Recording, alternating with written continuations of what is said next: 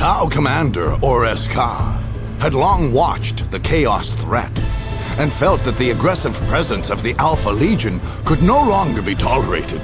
The promise of Kaurava as a new and important sept in the Tau Empire was too enticing to permit such a threat to remain. All the ordered military strength of the Tau was brought to bear on the peninsula of Isolde. The Chaos Space Marines, though fearsome warriors, buckled beneath such a constant and unswerving assault. Commander Oreska knew better than to try and take prisoners or parley at all with the survivors among the ranks of Chaos. Instead, his army removed itself for the powerful Arca cannon to fire repeatedly on the defeated stronghold until it was certain that no life could possibly remain there. Although many armies now marched across the planets of the Kaurava system in hopes of dominance, the Imperial Guard had something the others did not. Their stewardship of the system for a millennium granted them organization and infrastructure which the Tau, who looked upon Kaurava as a future addition to their empire, could not help but admire. The earth, fire, and water castes were all in agreement that the factories, maps, and communication pathways would reduce the colonization process by hundreds of years, if captured and repurposed.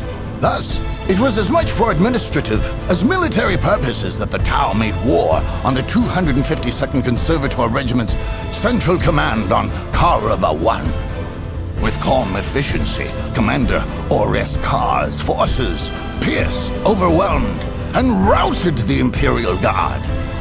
Once victory had been achieved, the Tau claimed the vast military-industrial complex for their own, taking those guardsmen who would renounce Imperial allegiance under the safe wing of the greater good.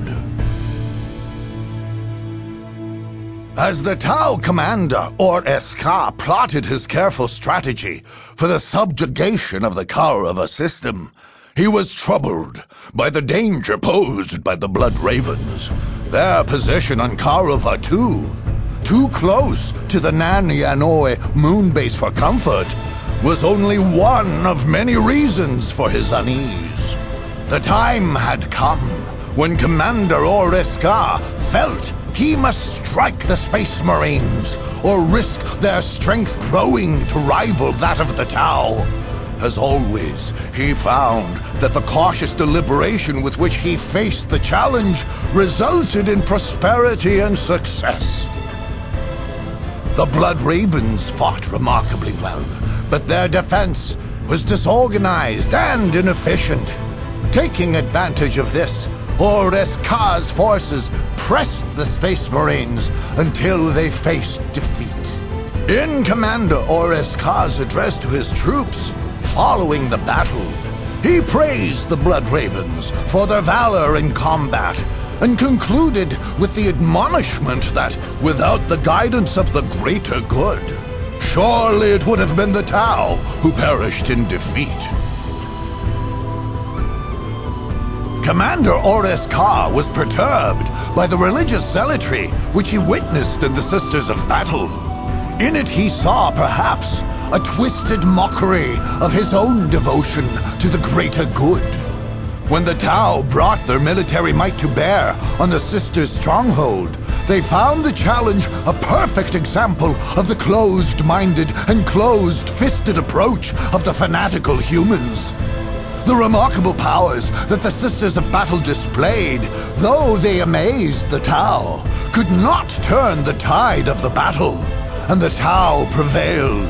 It was with some surprise that the Tau found they could not take prisoners of war among these humans, as they had often done in conflicts with the Imperial Guard.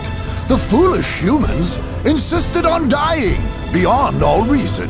When the battle was fully won, Commander Oreska ordered the city of the Sama district scoured, so that they could learn the technology that had produced invincibility and the other marvels that had been used against them.